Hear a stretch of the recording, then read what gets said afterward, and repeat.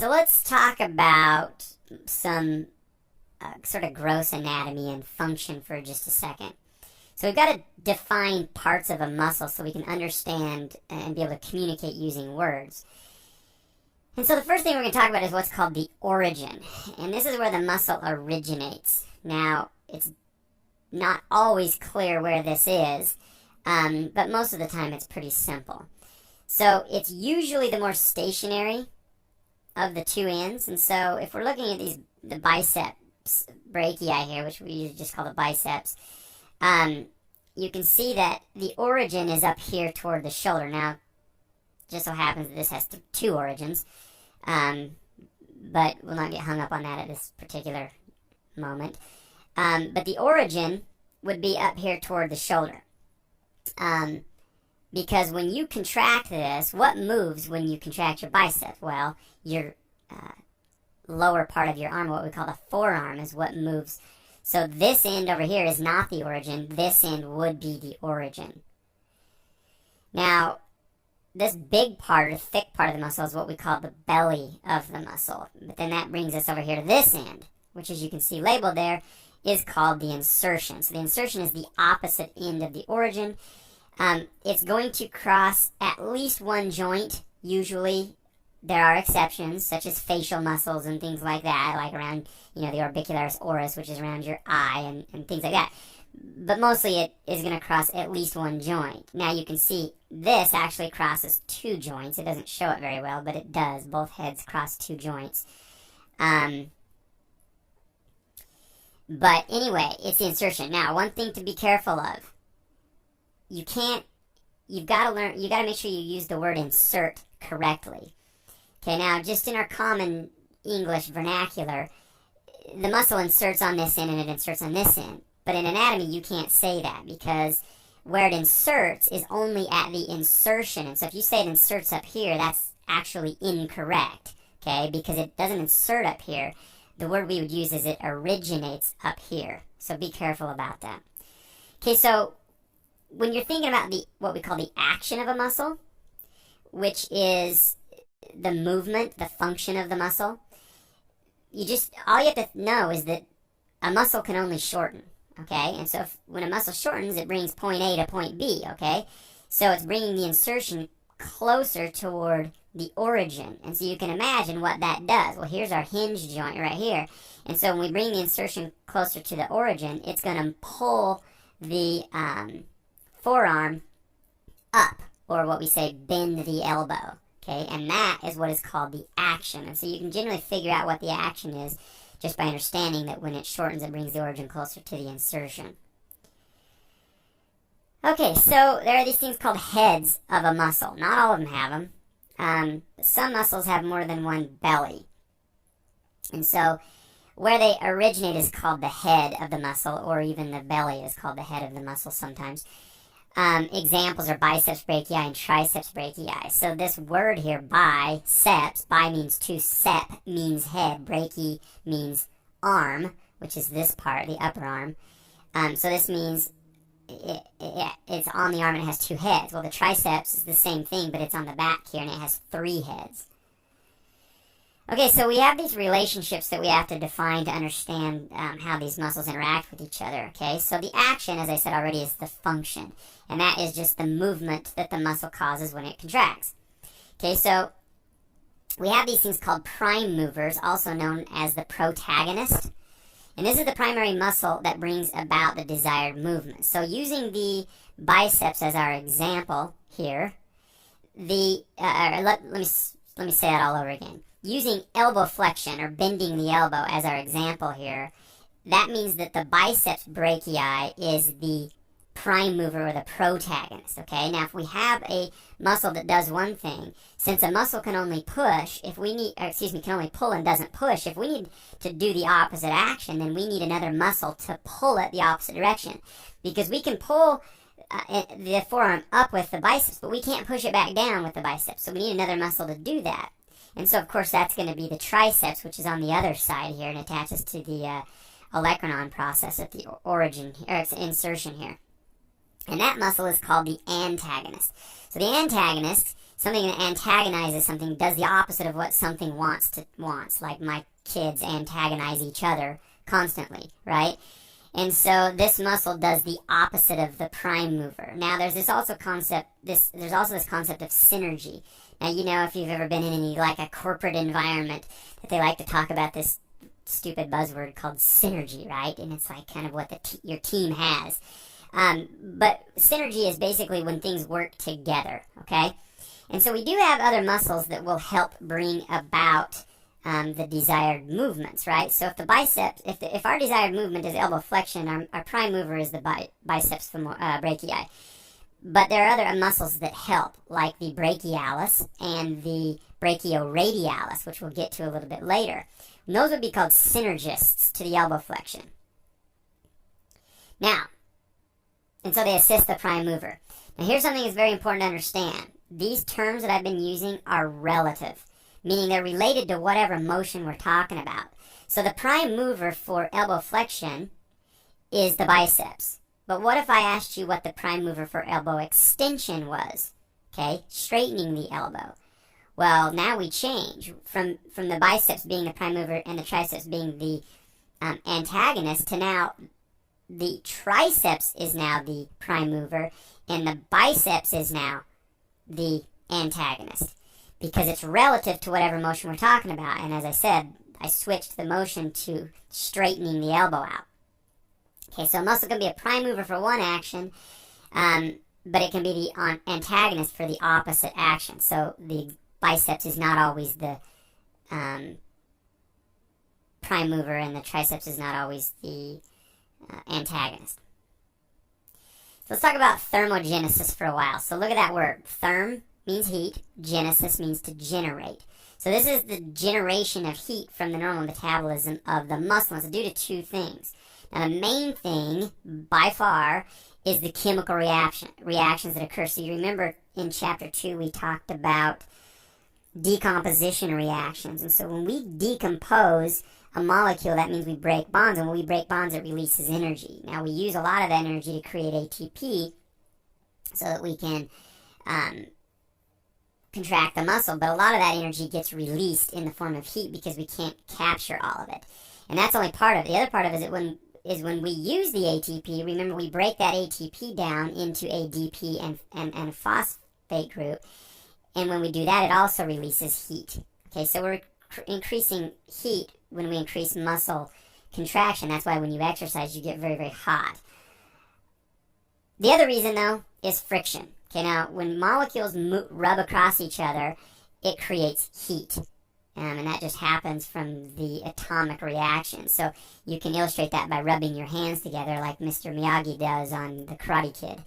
You know, the old Karate Kid, when I was a kid from like 86 or whatever. If you've ever seen it. Anyway, it creates heat. That's why when you're cold, you can rub your hands together and warm them up. So as I said, it's increased with increased activity.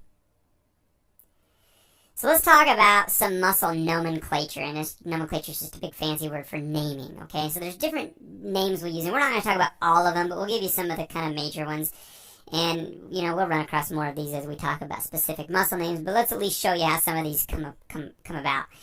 Okay, so when we're talking about the size of a muscle, you're going to see words like maximus, which means the largest. So if there's a group of muscles, like we're going to talk about the gluteal group, the gluteus maximus is the largest of that group of muscles. Minimus would then be the smallest. We'll also see things like major, which means large, and minor, which means small. Now, some of these are kind of arbitrary. You know, you could pick one or the other, and I don't know, you know, why the anatomists necessarily picked one or the other, but, you know, it doesn't really matter. Anatomy is kind of a pain in the rear sometimes. Or I guess we should say a pain in the gluteus, since we know that word now. But anyway, longus means long. Brevis means short. And these are Latin or Greek or whatever. I don't really know, and it doesn't really matter. But you'll see things like the adductor longus and the adductor brevis and things like that. We also name muscles sometimes based on shape. So again, it's arbitrary why anatomists named these muscles, but sometimes you can see why. For example, deltoid, which means triangular shape. So you know what a delta is, the Greek letter delta, or the delta of a river. They're all triangle shapes. Okay, so the deltoid happens to be a muscle over your shoulder, and when you fillet that thing out and lay it out on a table, it's the shape of a triangle. Rhomboid is diamond shaped or rhomboid shaped, and we have two muscles that go from the spine to the medial border of the scapulae, and those are the rhomboid major and minor, really rhomboideus major and minor, but no one ever says that. Serratus means sawtooth, so we'll talk about the serratus anterior and the serratus posterior, and they're sawtooth, meaning they're serrated, okay? Trapezius is trapezoid, so the trapezius is a kite-shaped muscle on your back that we'll show you a little bit later. We also name them based on location, such as the pectoralis, which pect means chest, like the pectoral fin of a fish, or the fins on the sort of chest area behind the gills. Brachio means upper arm, because brachia means upper arm, and so when you see something brachio something, like brachioradialis, you know it has something to do with the upper arm, right? Radialis means that it has something to do with the radius, which is a bone. So brachioradialis, for example, originates on the upper arm or the humerus and inserts on the radius. And that was one of the synergists to elbow flexion to the biceps. Gluteus means buttocks, like your rear end. Femoris means femur. Sternum means sternum. These are easy. Oh, by the way, the femur's the upper bone in your lower extremity, which is your thigh bone, right? Cleido means clavicle.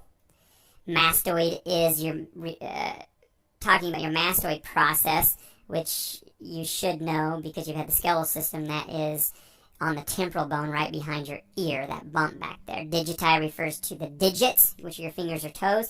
Pollicus refers to the thumb, so anything, pollicus means it attaches to your thumb, like flexor pollicus or adductor pollicus or something like that.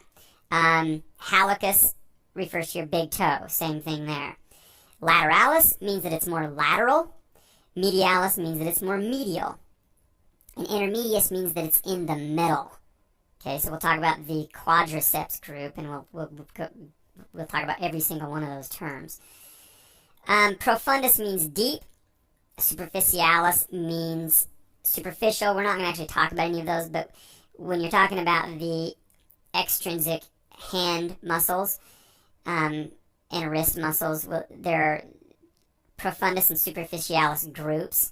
In a higher anatomy class, you'll learn those. That this anatomy class is not for that. Okay, another way we name them is based on the number of origins. Biceps, as I said, has 2 heads. Triceps has 3 heads. Quadriceps has 4 heads. Now, technically, quadriceps is actually 4 different muscles, where the biceps and triceps are not. That's 1 muscle with 3 heads and 1 muscle with 2 heads. Quadriceps is 4 muscles, but whatever. We might name them based on the direction or sort of the orientation. So rectus means straight. So we'll talk about rectus abdominis and the rectus femoris. Those run straight up and down along the axis of your torso or along the axis of your lower extremity. If they are transverse, like transversus abdominis, they run sideways or across. So they run not parallel to your axis of your body, but the opposite or perpendicular. Oblique means diagonal, so we'll talk about some of the abdominal muscles. We also might name them based on their action, such as adductor, adducts. When you adduct, that means you bring something, as you remember, towards your body. So if you bring your upper extremity towards your body, that is, as people have said, adding it to your body, which is not what that means, but it's a good way to remember it. Abductor, as you remember, abducts it or takes it away. When you get abducted, you get taken away, whether it's by aliens or some evil human kidnapping you, right? So when you take your upper extremity, for example, away from your body, that's abducting it. It may be called a flexor, like a flexor digitorum, means that it would flex your fingers, right? It might be extensor digitorum or extensor carpi or whatever, which means it extends your wrist, right? Levator means it elevates, like the levator scapulae. Elevate your shoulder blades so you can what helps shrug your shoulders along with your trapezius. Okay, so let's talk about individual muscles. So here's what I want you to know for the test, for the following muscles we're going to talk about. You should be able to identify them on a picture, and not necessarily the picture in the book, but any picture. Okay, you're not always going to have the picture out of your book when you're in your job. And you should know the basic action, right? I don't need you to know the exact action, but you need to be able to have common sense enough to know, well, this is where the muscle originates and this is where it inserts. And so if you bring point A closer to point B, it's probably going to cause this joint to do this, which means you're going to fill in the blank. Flex the elbow, bend the knee, extend the hip, dorsiflex the foot, whatever. Okay? So nothing specific. Just use common sense, as I said.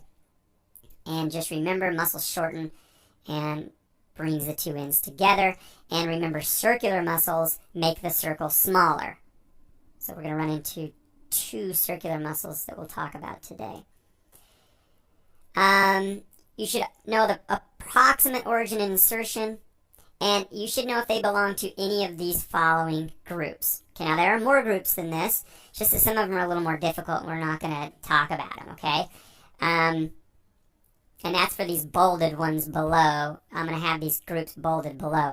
But they're the quadriceps group, which we just call quads, calf group, hamstrings or hams, and the glutes. Okay? Like I said, there's more like the rotator cuff, but we're not going to talk about all of them. Just some of the majors. Okay? So here's the muscles I want you to know on the head and neck. The frontalis. This muscle, as you can see, when it shortens, it's going to lift your eyebrows. So if you want to act surprised, you use your frontalis muscle, and it happens to be attached to the frontal bone, really the fascia on the frontal bone. But the orbicularis oculi, these, as you can see from the word, they are around the orbit, which is your eye socket. Oculi means eye, right? And so these are the muscles that, as you know, it's a circular muscle, so it's going to make the circle smaller. So this is how you squint. So if you squint your eyes, in the sun or whatever, you're using your orbicularis oculi. The masseter muscle, as you can see over here, is on the side of your jaw. It originates on the zygomatic arch, or the zygomatic bone, and inserts on the angle of the mandible down here, okay? So you can imagine when you shorten this, it's going to pull the mandible up. Well, you can call that elevating your mandible, or you can call it biting, clenching your teeth, whatever. If you put your hands on the side of your cheeks right now and bite down, you're going to feel that muscle poke out. The temporalis. Now, this is actually not drawn correctly. It doesn't go behind your ear. It actually goes in front of your ear through the zygomatic arch. There's actually a bone over the top of it, and it attaches to a process on your mandible here, not the condyle, but the conoid process, or coronoid process. Gosh, I need to think about that. Anyway, and it does the same thing as the masseter. So if you put your hands on the side of your head and clench your teeth, you're going to feel that muscle bulging out. That's the temporalis. And the reason why it's called the temporalis is because it originates on the temporal bone. The sternocleidomastoids. Big long word. We usually don't call it that. We just call it the SCM because it takes too long. But break that word down and look at it. Sterno means it originates on the sternum, and cleido, clavicle. So this is where it originates. And it inserts on the mastoid process, which is the bump behind your ear. So here's the SCM right here. And so the action of it's kind of difficult because it has a different action when it's contracting unilaterally compared to when it contracts bilaterally. So I'm just going to tell you right now, I won't put that on the test. Orbicularis oris. This muscle goes around your mouth, and this muscle, as you can see, is a circular muscle. Orbit means it orbits, just like we said right here. Oris means mouth. Oral cavity is your mouth, right? When it contracts, this is how you pucker your lips. This is your kissing muscle. All right, let's talk about the abdominal wall. The rectus abdominis. This is your six-pack muscle. This is this muscle here. You have a left side and a right side here. This side's just covered with fascia. They just took it off right here. But the rectus abdominis, abdomen, is where we get abdominis from, and rectus means straight. So it goes straight up and down here on your abdomen. It is sectioned. There's these little sections here, and that's why you get that six-pack appearance here. So there's multiple bellies on this muscle. And so it's honestly a little bit difficult to say where it originates, but I can tell you it originates up here on your ribs. So when you contract this muscle, it pulls the pelvis up. Well, it depends. I mean, you can pull the pelvis up, or you can do a sit-up and pull the ribs up. I don't know. It doesn't really matter. But it definitely flexes the trunk. Okay, you can imagine. So it crosses multiple joints called your spinal joints and causes your trunk to flex. This is how you do a sit-up. The external oblique. External tells us that it's external. Oblique tells us the direction these muscle fibers run. And they run sort of diagonal down like this. The internal oblique is internal to the external, and they run this direction. You can see the external is removed here, and here's the internal. And they run this direction here, this direction here. And then internal to that, we have the transversus abdominis muscle, which is this muscle, and they run transverse, so perpendicular to the spine. And then the last thing we're going to talk about is not a muscle, but it's this line right here that goes in between the rectus abdominis, and that's called the linea alba, which means white line in Latin. Okay, muscles of the shoulder and the back, the deltoid. That's this muscle that caps your shoulder. Now, I told you earlier that it's triangle shaped, so it doesn't look like it there, but when you cut it off and lay it on a table, it is. Originates up here on the clavicle and the shoulder blade and inserts on the humerus. And so when you shorten that muscle, it's going to bring the arm up and out, so you flap like a bird. So it abducts the shoulder, you could say, or you could say it abducts the arm. Or you could even say it abducts the upper extremity, but people don't say that. Pectoralis major, that's this big muscle here. This is the big chest muscle. Now, we have a major and a minor. There's no picture of the minor, but it's underneath the major.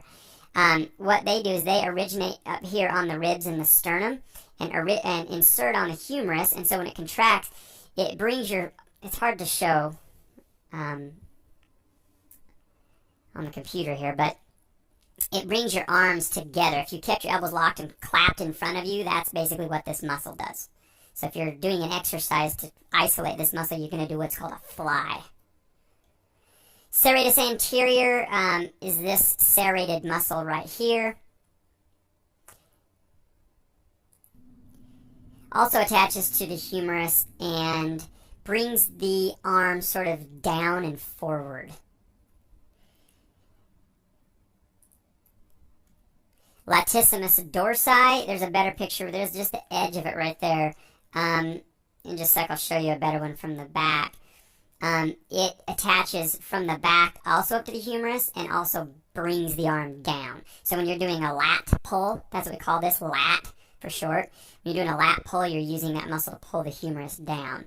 So there's a better picture of it right there. The trapezius muscle. We only show one side here. This side's taken off. But here is the trapezius.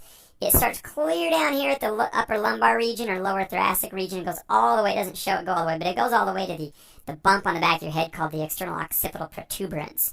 Okay, so depending on which part of this muscle you contract, your brain can isolate only parts of this muscle. So we kind of generally talk about the upper trap and the lower trap. Now, when it contracts the lower trap, it brings the shoulder blade down and toward the spine, which is medial. When it contracts the upper trap, it brings your shoulder blades up and medially. So this is how you shrug your shoulders along with the levator scapula, which is right here. When you contract the whole thing, it's what we call it retraction of the scapulae. So it just brings the shoulder blades closer together. Okay, moving on to the upper extremity, the triceps brachii, 3 heads, originates on the olecranon process of the ulna and inserts up here 2 heads on the humerus, 1 head up on the shoulder blade, but just up in this area is good enough. And so when you shorten it, it pulls the olecranon up, which straightens the elbow out. Brachialis, right here on the side, goes from the brachium down here to the radius. It's really some fascia here, but to the radius here. Brachialis originates on the brachium, or the humerus, I should say, and inserts down here on the radius. I think I said that wrong. Humerus to radius. I'm not sure what I said there. But elbow flexion. So both of those, along with the biceps or elbow flexion, biceps brachia, elbow flexion, originates on the scapula in two different spots. One is above the glenoid cavity, and the other one is on the coracoid process. And then inserts down here on some connective tissue that attaches to both the ulna and the radius. So elbow flexion. Hand and digit flexors. Here's what I want you to know about this. There's a bunch of them. Very hard to identify. Not really what this class is for. But I want you to know that they are located on the anterior and medial part here. So on the pinky side, right? So we say the ulnar side. Now this is what makes up your, well, they attach to what's called the medial epicondyle of the humerus. Okay, so when these muscles get inflamed at their origin, it's called medial epicondylitis, which is tennis elbow. You may have heard of that. The flexors are over on the opposite side, back here on the lateral side. So they attach to the lateral epicondyle, and so this is what you get. I said that backwards. This is tennis elbow. Medial epicondylitis is golfer's elbow. Okay, so when you extend, like doing a backhand in tennis, you can get irritation of this, and that's what is called tennis elbow. The lower extremity, the sartorius, is this big long muscle here. They call this the tailor's muscle, Tailor. A tailor is somebody who sews, because apparently when you sit cross-legged, that's what a tailor does, to sew clothes. I don't know. Anyhow, this here is the tailor's muscle.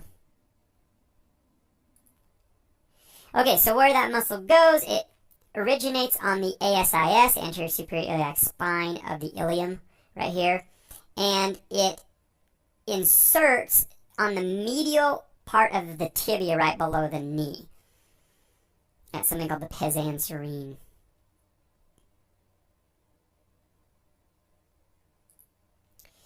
Oh, there we go. As I said, the tailor's muscle.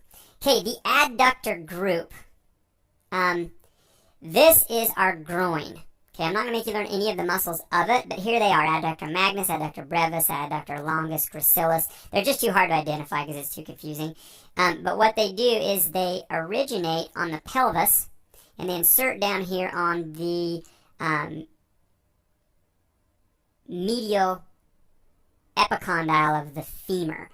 And so when they shorten, they bring the femur, they adduct the femur. That's why these are all called, or the hip, that's why these are all called adductors. But this is the groin. I've talked to you guys before about this. The groin is not this area, or it's not your crotch where you get kicked, okay? I know that's what we say all the time, but that is not what your groin is. Your groin is this group of muscles. So when you get a groin pull, it is an actual muscle tear of one of these muscles right here. So I just want you to know where the adductor group is, but I don't need you to know any of the specific muscles for this particular class. Okay, the quadriceps femoris, or the quads. Here's a group you need to know. It consists of, obviously, 4 muscles. The rectus femoris, the vastus lateralis, the vastus intermedius, and the vastus medialis. So here they all are. Here's the vastus lateralis. Here's the vastus medialis, and these are very easily seen on a muscular person, or just a skinny person. And then right in between them is the rectus femoris. Now, if you take this rectus femoris out of the way, you will see the vastus intermedius. And as you remember, intermediate means between, right? So it's between the vastus lateralis and the vastus medialis. Okay, so what do all these muscles do? Well, they all attach right here to the patella. And so you can imagine, and then the patella continues on and attaches to the tibial tuberosity. Okay, so they cross the knee joint and attach to the tibial tuberosity. So if you just pretend the patella is not there, because it kind of doesn't have anything to do with anything, all it's there for is to act as a pulley, so you don't rub through the quad tendons. Anyway, it originates up here on the same place that the sartorius originates, on the ASIS. And so when you shorten, so it crosses 2 joints, but it doesn't act on the hip joint much. Its primary action is on the knee joint. It's going to pull the tibia up, which means it's going to straighten the knee or extend the knee. Glutes, a group you need to know, consists of three muscles. The gluteus maximus, which is this big muscle here. The gluteus medius, which is right here. And the gluteus maximus originates on the medial border of the sacrum and inserts out here on the greater trochanter. And so it's actually a hip extender, primarily, and a little bit of a hip abductor, abductor. Okay, now the gluteus medius originates up here on the iliac crest and on the greater trochanter, and is your primary hip abductor, abductor, so it brings the hip away. The gluteus minimus, this is not exactly where, I mean, when you look at different anatomy books, they're all going to be drawn differently, okay?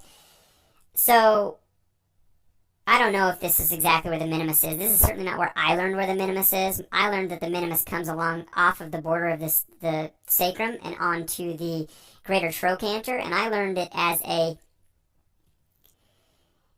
external rotator of the hip. Now, this obviously would not externally rotate the hip. This would adduct and almost flex the hip. So, I don't know. I'm going to tell you right now, I'm not going to ask you this. Unfortunately, in anatomy, there's not always agreement on everything. It's a little bit frustrating. But I do want you to know that these are all part of the glutes. Hamstrings, also three muscles, consist of the biceps femoris.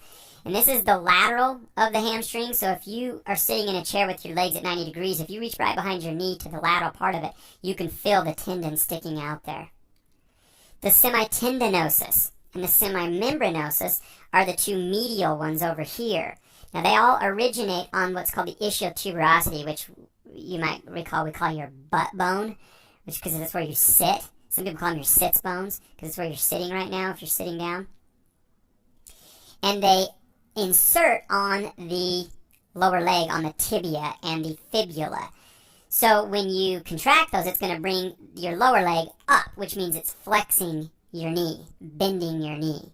Okay, so the semitendinosus, semimembranosus, you can feel the tendons on the medial part behind your knee. You may need to push down toward the floor with your foot and they'll pop out. Okay, the calf, also three muscles, gastrocnemius, the soleus, and the plantaris. Now the gastrocnemius is this big muscle that you see. You can a lot of times see this border on really muscular people. Now right behind it is the soleus. So you have to actually take, and you can see it, the soleus, just not very well. You can see it if you pull the gastrocnemius away. The reason why they call the soleus is because when you look at it, it looks like the fillet of a fish, and there's a type of fish called a sole. It's like a flounder or something. Or maybe a flounder is a sole fish. I don't know exactly, but anyway, it looks like some sort of fish. Now the plantaris, very small. This I think is not the plantaris. It's the I want to say anconius, but that's wrong because that's at the elbow. Can't think of it right now. But anyway, it's a small muscle right here. Gemellus, that's what this one is actually. Anyway, it doesn't matter. It's behind here, tiny little muscle, really long tendon. All three of these muscles become the Achilles tendon. All three of them. About 25% of humans do not have a plantaris.